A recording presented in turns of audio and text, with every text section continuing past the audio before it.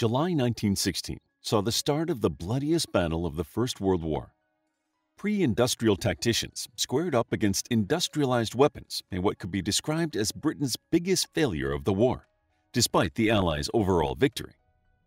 Although at the time the Battle of the Somme was a highly publicized triumph, for many it became symbolic of the horror and futility of war, and representative of the enormous division between the Army's commanding officers and the soldiers on the front line. Join us to explore all these themes and more as we look at 8 key events that shaped the infamous Battle of the Somme. Number 1. The Battle of Verdun. The battles of the Somme and Verdun impacted each other. As France and Britain joined forces to plan a combined effort against the advancing Germans in the First World War, it was decided that the battlefield would be on the River Somme in northern France. The British commanders pushed for an alternative, preferring to attack in Belgium. The French disagreed, and as the Somme was where the two Allied armies met on the Western Front, they insisted this would be the best place for a joint operation. The British agreed. The attack was planned for August 1916, but when the Germans mounted an assault on Verdun, the carefully constructed French-British operation was thrown into chaos. The attack forced the French to divert a large portion of their army away from the Somme. In addition, the Somme offensive was brought forward to alleviate some of the pressure on the French. Although the British commanders wanted at least another month to train their newly recruited troops, by July 1916, the French needed the Somme offensive to commence in order to take some of the pressure off their depleted units at Verdun. Number 2. Britain's Volunteer Army of PALs. The British commanders' wish to stall the Somme offensive was not unfounded, as most of the soldiers being shipped to the Western Front were the PALs battalions made up of volunteers. When World War I began, Britain did not have a large standing army, and it soon became clear that their small professional conscripted army would not be substantial enough to engage in global warfare. In response, Lord Kitchener launched a campaign that appealed to the patriotic fervor of the British people. Realizing they could enlist more men if they allowed them to sign up in groups, the British Army made battalions of friends, family, and workmates, encouraging young men to sign up alongside their companions. Although these men enlisted in 1914 and 1915, many battalions would not see action until 1916 on the first day of the Battle of the Somme. The PALs had only received around 1 year of training and had never seen action before. Their enthusiasm, combined with their inexperience, caused one French officer to remark, "The British infantry is very brave, but undergoing a costly apprenticeship." The first day of the Somme became the deadliest in British military history, with roughly 57,470 casualties, including over 19,000 deaths. Due to the nature of the close-knit battalions, entire British communities back in England were devastated as they lost huge numbers of their friends and family in a single day. The effect of the PALs battalion on the towns and villages in the UK caused the British to abandon this tactic and form conscripted regiments made up of men from different areas. Number 3. British commanders who were unprepared for the scale and industrial weapons of the First World War. The two commanders in charge of British operations at the Somme were Sir Douglas Haig and Sir Henry Rawlinson, and neither had commanded an offensive on this scale before. Sir Douglas Haig was in his early 50s when he became the commander-in-chief of the British forces at the Somme. Although he had fought in Sudan and the South African War, he had no real experience going up against the new and deadlier weapons of the Germans.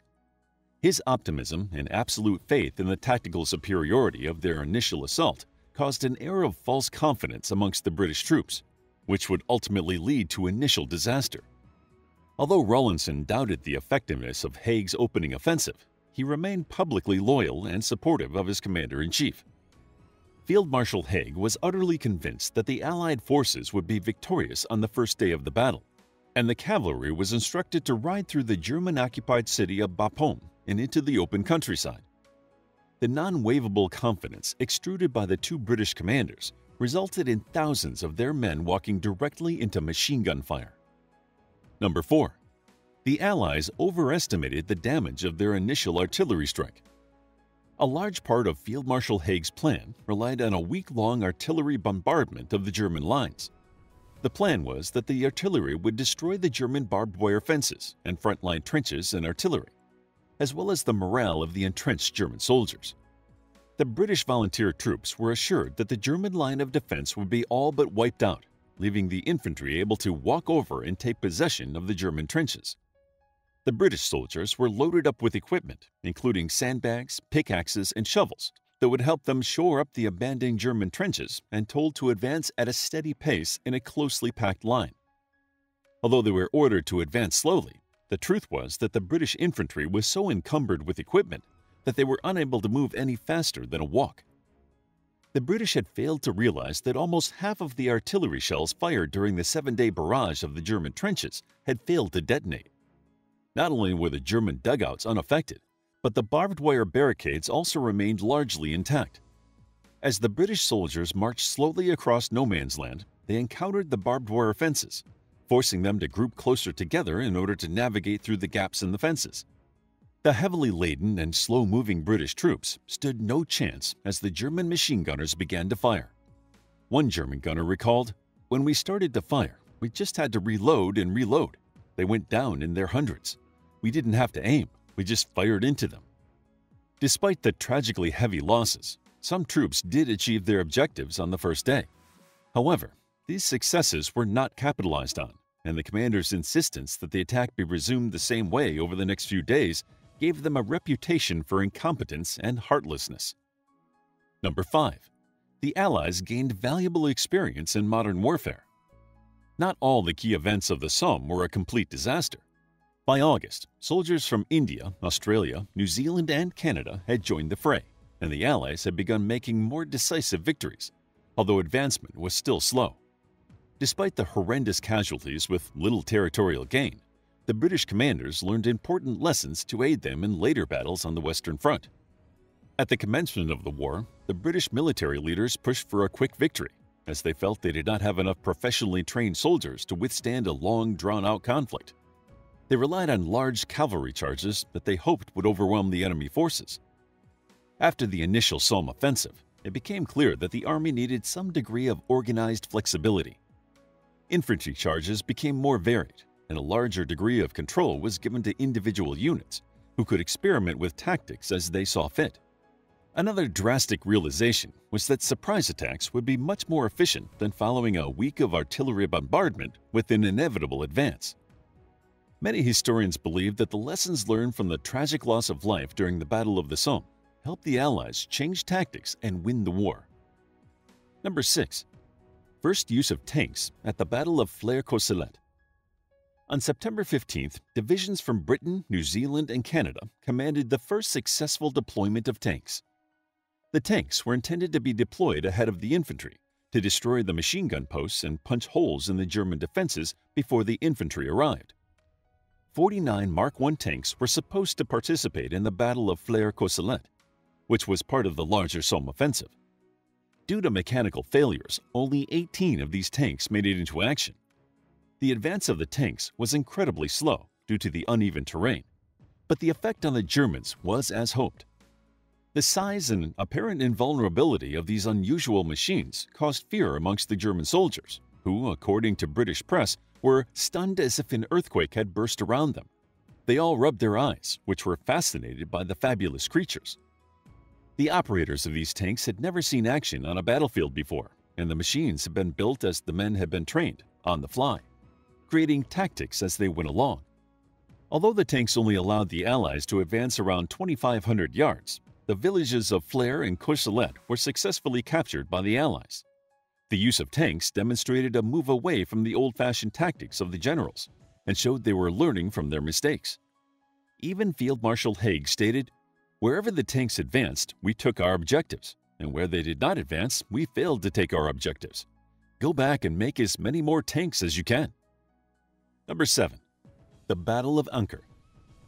The Battle of Anker was the last major conflict of the Somme offensive and began on November 13, 1916.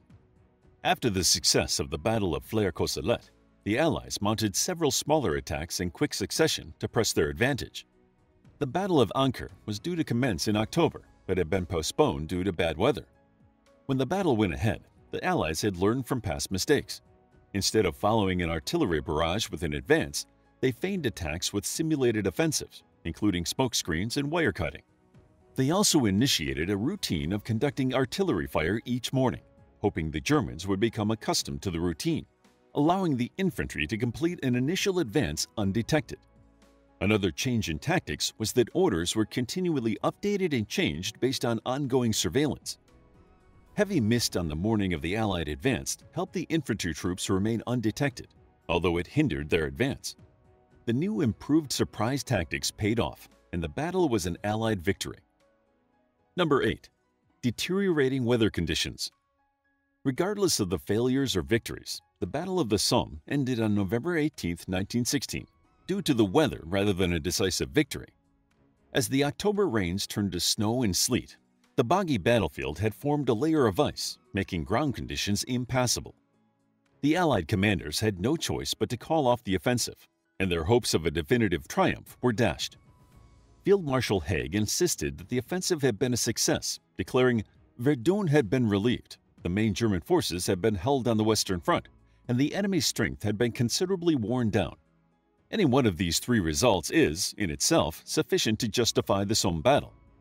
Despite Haig's positive spin on the Somme offensive, the Allies had only managed to advance 7 miles, and it had cost the lives of over 150,000 Allied soldiers, with countless more horrendous casualties.